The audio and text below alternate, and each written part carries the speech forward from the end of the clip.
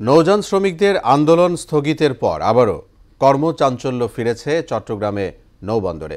বহির্নোঙর থেকে লাইটার করে পণ্য চট্টগ্রামের ১৬টি ঘাটে খালাস কার্যক্রম অব্যাহত রয়েছে। এর আগে চাঁদপুরে মেঘনা নদীতে লাইটার জাহাজে ৭ খুনের ঘটনার বিচার ও নৌপথে নিরাপত্তা নিশ্চিতের দাবিতে আন্দোলনে নামে শ্রমিকরা।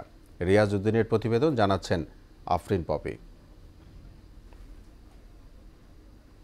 লাইটার জাহাজ আল বাখেরাতে ৭ খুনের ঘটনার সুষ্ঠু তদন্ত, দোষীদের গ্রেপ্তার ও নিহত আহত নাবিকদের উপযুক্ত ক্ষতিপূরণের আশ্বাস দেয় নৌপরিবহন মন্ত্রণালয়। এর প্রেক্ষিতে গত রোববার কর্মবিরতি স্থগিত করে নৌযান শ্রমিকরা।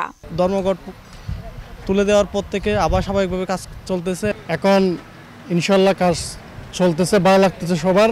নৌযান শ্রমিকদের যদি নিরাপত্তার ব্যবস্থা না করে তাহলে নৌযান শ্রমিকরা কাজ করবে কিভাবে? ২-১ দিনের মধ্যে মৃত ব্যক্তিদের যারা আসামি আছে তাদেরকে ধরবে। এ ধরনের কর্মবিরতি জনগণের ভোগান্তি সহ সরকারকে বেকায়দায় ফেলার চেষ্টা বলে মনে করছেন এই ব্যবসায়ী।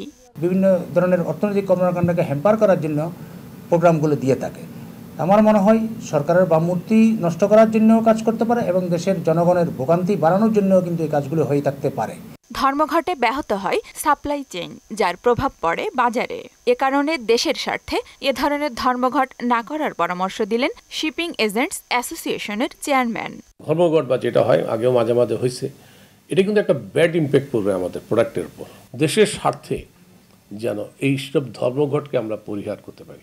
ধর্মঘট তুলে নেওয়ায় আগের মতো জাহাজের মালামাল খালাস হচ্ছে, মালামাল পৌঁছে যাচ্ছে দেশের প্রত্যন্ত অঞ্চলে, জানালেন বন্দর সচিব। ৩৫টা জাহাজে কাজ হচ্ছে।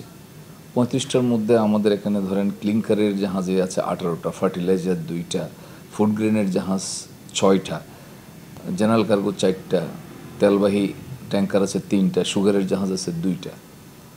এই সবগুলো জাহাজে সমানভাবে কাজ হচ্ছে এবং দেশের প্রত্যন্ত অঞ্চলে এই কার্গোগুলো পৌঁছে যাচ্ছে। বন্দরের গতিশীলতা বজায় রাখতে নতুন করে আর ধর্মঘট দেখতে চান না বন্দর সচিব। আফরিন পপি, মোহনা সংবাদ।